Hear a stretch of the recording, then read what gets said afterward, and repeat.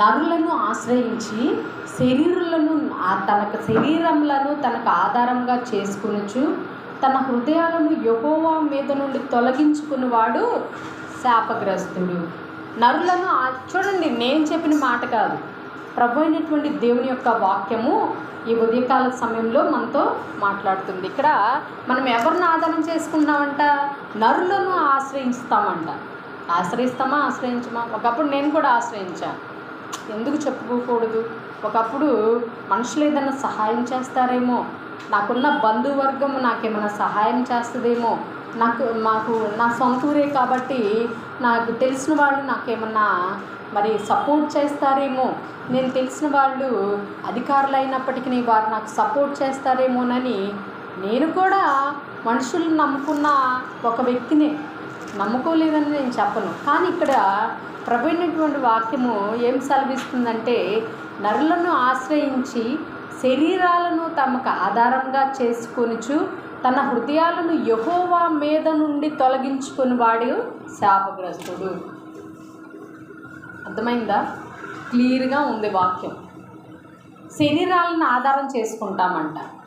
నా బుద్ధి బలాన్ని, కొంతమంది తెలివితేటలను ఆధారం చేసుకుంటారు. కంఠబలాన్ని ఆధారం చేసి నేను 10 మందిని కొట్టగలను, నా బుద్ధి బలంతో నేను సమస్తాన్ని సాధించగలను అనుకున్న వాళ్ళు చాలామంది ఉన్నారా లేరా? ఉన్నారు. కాబట్టి దేవుని యొక్క వాక్యం ఈ ఉదయకాల సమయంలో మనతో మాట్లాడుతుంది. కాబట్టి అలాగా ఆధారం చేసుకొని హృదయాలను అంట దేవుని యొద్ద నుంచి తొలగించుకుంటారంట. ఇంకా మా తెలివితేటలకి దేవుడు ఎందుకు? అంతే కదా. మేము అనుకున్న ప్రతి ఒక్కటి జరుగుతుంటే కొంతమంది ఏమనుకుంటే మా అదృష్టం అంటారు. అవునా? ఈ ఒక విషయం జరిగిందనుకో అది మా అదృష్టం అంటారు, కానీ దేవునికి స్తోత్రం అని మాత్రం అనరు. అంటారా? అది అసలు మాటే రాదు. ఒకప్పుడు చిన్న విషయం, నాకు ఒక బ్రదర్ తెలుసు. అయితే ఆయన ఈ ఊరు వచ్చారు. ఆయన అలా హెచ్చించుకునేసరికి నాకు నవ్వు వచ్చింది. ఏమన్నారో తెలుసా? ఈ ఊరిలో ఉన్న ప్రతి ఒక్కరు నా తెలివితేటలకి నా దగ్గరకు వచ్చి సలహాలు తీసుకుంటారని. నేను ఆత్మలో ప్రార్థన చేశాను, ప్రభువా, మనుష్యుడు జ్ఞానవంతుడు ఎక్కడికి వెళ్ళాడు, జ్ఞాని ఏ పాటివాడు అని నన్ను అడిగావు కదా దేవుని యొక్క వాక్యంలో. ఈ రకంగా హెచ్చించుకుంటున్నాడు ఈ మనిషి. ఏం చేయదలుచుకున్నావో ఏమిటో నీ ఇష్టం ప్రభువా. చూడండి, ఎప్పుడైనా దేవుని యొక్క వాక్యము మనకేం చెప్తుందంటే, తన్ను తాను తగ్గించుకున్నవాడు హెచ్చించబడు. నీకెంత తెలివి ఉన్నా, నీకెంత బలం ఉన్నా, నీకెంత బలగం ఉన్నా నువ్వు తగ్గించుకొని చూడు. నువ్వెంత మంచి మరి మెడిసిన్ ఇవ్వగలిగినటువంటి గొప్ప వ్యక్తివైనా సరే తగ్గించుకొని చూడు, దేవుడు నిన్ను హెచ్చిస్తాడు. లోకంలో మనుషులు హెచ్చించకపోవాల్సిన వాళ్ళు చాలా మాటలు అంటారు. అది లోకం యొక్క స్వభావం. వాళ్ళు మనల్ని టార్గెట్ చేయడమే వాళ్ళ స్వభావం. వాళ్ళు చూసుకోరు.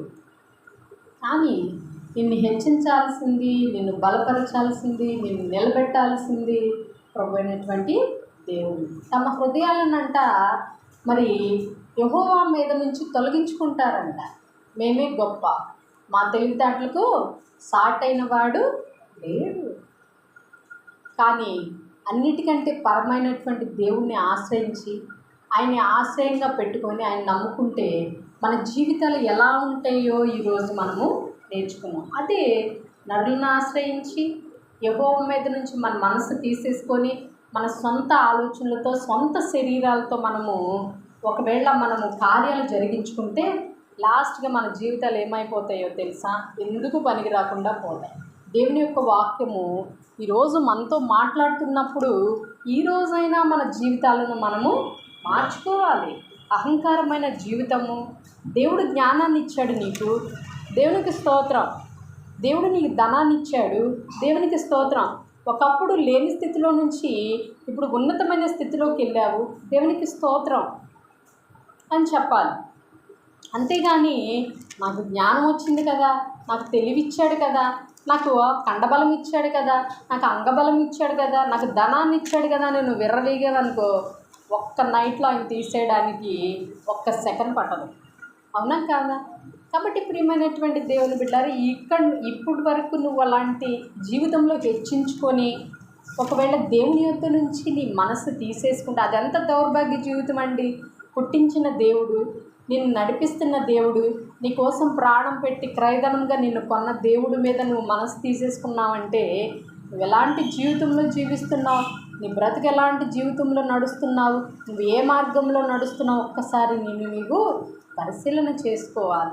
ఎప్పుడైనా యెహోవాని మనం ఆధారంగా చేసుకోవాలి.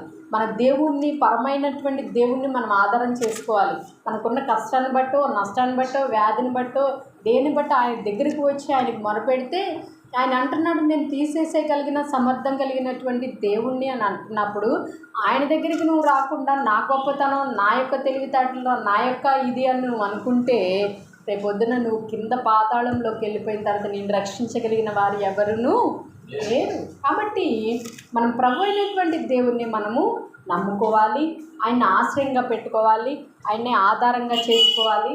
ఆయన మీద మనం బండను మనము పరిశుద్ధమైనటువంటి జీవితాన్ని మనము కట్టుకోవాలి. ఈ మాటలు దేవుడు దీవించునుగాక. ఆమేన్. చిన్న ప్రార్థన చేసుకుందాం. ప్రార్థన. ఇప్పటి వరకు అటువంటి గర్వపు జీవితంలో జీవించావేమో, ఒక్కసారి ప్రభు అయినటువంటి దేవునికి, ప్రభా నేను హెచ్చించుకున్నాను, నన్ను క్షమించు ప్రభా అని మనము ప్రార్థన చేసుకుందాం.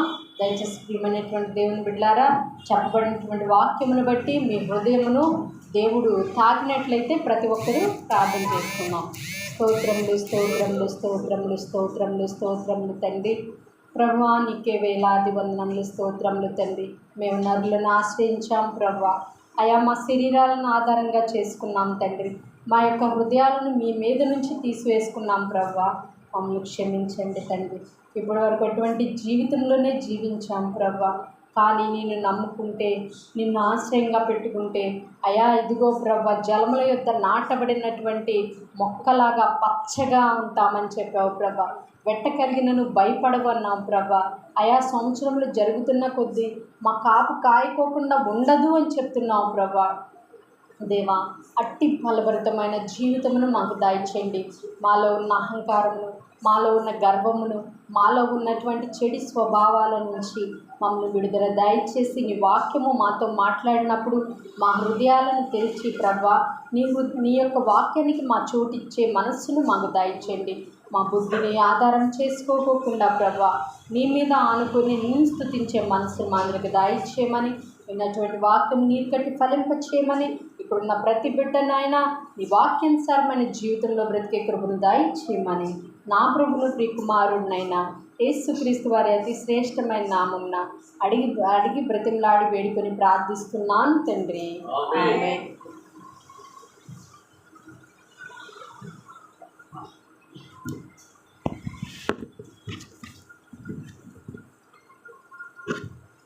హల్లెలూయా.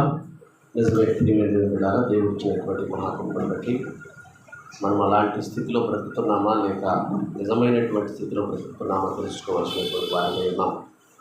అదే రీతిగా దేవుడు చూపినటువంటి కృపను బట్టి ఆయన సన్నిధి సావాసంలో బలపడి ఉన్నతమైనటువంటి ఆశయంతో, ఉన్నతమైనటువంటి కృపలో మన జీవితాన్ని ఉన్నతమైనటువంటి స్థానానికి తీసుకువెళ్ళగలిగినటువంటి వాడు మన ప్రభు అయినటువంటి యేసుక్రీస్తు వారని గుర్తిరిగి ఒకరినొకరు ఆదరించుకోవచ్చు. నిరీక్షణ కలిగి ఎవరికి వారే దేవుని యొక్క ప్రేమలో అభివృద్ధి పొందుతూ హెచ్చించబడకుండా తగ్గించబడేటటువంటి బిడ్డలుగా మీరు బ్రతకగలిగితే దేవుడు మీకు, మీ కుటుంబానికి సమృద్ధిని కలగజేయును గాక.